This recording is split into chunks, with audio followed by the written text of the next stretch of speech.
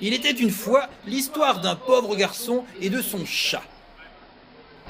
Pauvre de moi, que vais-je devenir? Mais que vais-je devenir? Mon père vient de mourir, mon frère aîné a hérité de son moulin, mon autre frère a hérité de son âne, et moi, j'ai hérité d'un chat. Je n'ai plus qu'à le manger et à mourir de faim. Arrêtez donc un peu de vous plaindre, mon maître. C'est vous qui avez eu la meilleure part. Faites-moi faire une bonne paire de bottes pour marcher dans les forêts. Donnez-moi un grand sac, et vous verrez bien si vous êtes si mal loti que ça. Je vous chasserai de quoi manger. Au point où j'en suis, je n'ai plus rien à perdre. Tu auras tes bottes et ton sac. Ah, mon maître, je dois vous demander, dès aujourd'hui, de ne plus répondre qu'à un seul nom, celui du marquis de Carabas. Mais chat, pourquoi faire? Je ne peux rien dire pour l'instant. Faites-moi confiance. Je dois maintenant vous laisser. Mais attends. Trop tard, il est parti. Bien le bonjour, mon cher maître. J'ai chassé pour toi. Voici de quoi manger ce soir. Vas-tu enfin me dire ce que tu fabriques et comment tu comptes me faire vivre? Je suis très inquiet. Tu verras. Aie confiance. Pardonne-moi, mais je ne peux pas rester avec toi. Je dois y aller. Mais où ça? Réponds! Ah, il est encore parti. Notre chat, en plus de chasser pour son maître, apportait du gibier au roi du pays. Un jour, il lui portait des perdrix. Un autre jour, c'était des lièvres. Une autre fois encore, il lui portait un sac de cailles bien dodu. Et à chaque fois, notre chat disait au roi que ces cadeaux venaient des chasses de son maître, le marquis de Carabas. Bien sûr, le marquis n'existait pas, mais ça, le roi ne le savait pas. Au contraire, le roi avait fini par apprécier ce marquis de Carabas qui lui offrait tant de gibier. Mon père, regardez, voici cet étrange chat botté qui revient. Mais oui, c'est vrai. Maître chat, vous revoilà. Que me vaut votre visite aujourd'hui? Sire, je viens, comme les jours précédents, vous présenter les hommages du marquis de Carabas, mon maître. À nouveau, il m'a chargé de vous offrir les plus beaux gibiers qu'il a chassés aujourd'hui. Recevez donc le présent de votre plus fidèle sujet. Quel homme généreux. Pour le remercier, je l'invite à ma promenade. Demain, le long de la rivière. Dites-le lui. Je n'y manquerai pas. Au revoir, sire. Le chat courut voir son maître pour lui dire ce qu'avait dit le roi. Maître, écoute ça. J'ai appris une bonne nouvelle. Demain, le roi et sa fille, la plus belle princesse du monde, vont se promener par ici, près de la rivière. Et alors, qu'est-ce que ça peut faire? Eh bien, j'ai un plan. Voici ce que tu vas faire. Tu te baigneras dans la rivière et quand son carrosse passera, tu feras semblant de te noyer. Mais enfin, tu crois qu'il se souciera d'un misérable comme moi? Par ma moustache, j'en suis sûre. Fais tout ce que je te dis et tu verras bien. Ce chat est fou, mais après tout, je n'ai plus rien à perdre. Et le lendemain, lorsque le carrosse arriva, Là, au secours! Le marquis de Carabas se noie! À l'aide! Mais je le reconnais, c'est le chat botté. Que dit-il? Le marquis de Carabas se noie. Où cela? Il est là-bas!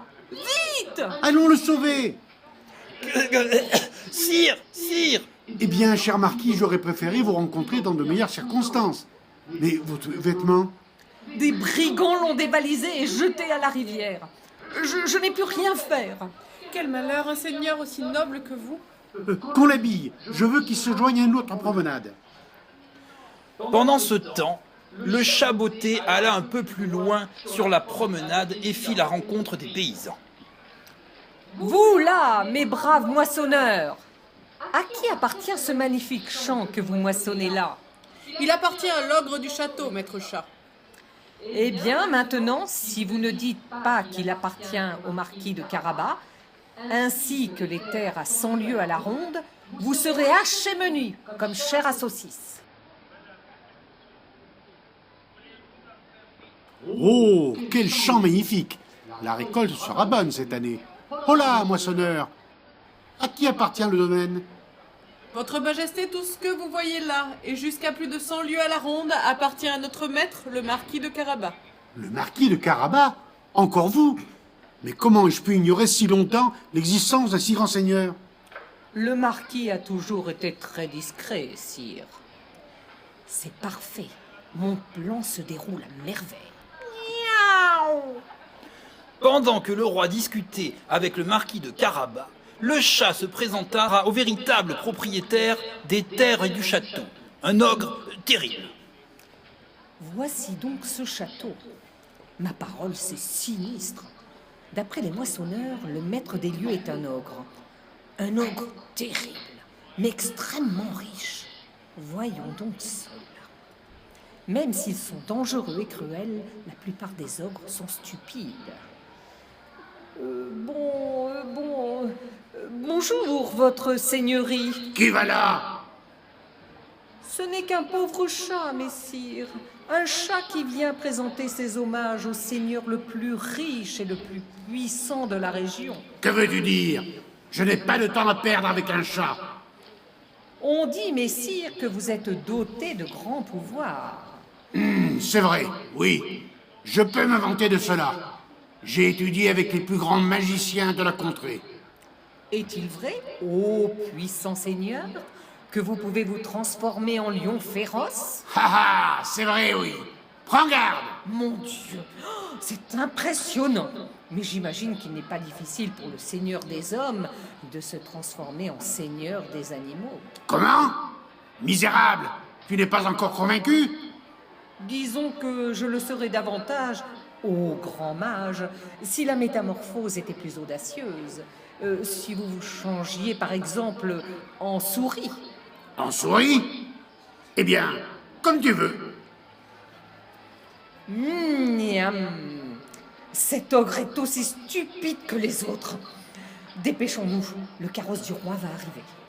Et sur ces mots, le roi, la princesse et le marquis de Carabas arrivèrent dans le château. Où sommes-nous donc? Notre promenade nous a menés si loin que ça. Voici un château que je n'ai encore jamais vu. Toutes ces tours, quelle splendeur! Sire, vous voyez là le palais du marquis de Carabas. C'est moi qui vous ai guidé jusqu'ici. Cher Chaboté, je vois que vous ne m'avez pas menti et que votre maître est en effet un grand et noble seigneur. Sans vous, je ne l'aurais jamais rencontré et je vous en remercie. Quant à vous, marquis de Carabas, je suis impressionné par votre fortune et bien plus encore par votre modestie. Merci, sire. Vous êtes digne d'entrer dans ma lignée. Je vous donne ma fille si elle l'accepte. Oh, mon père, j'en serais ravie.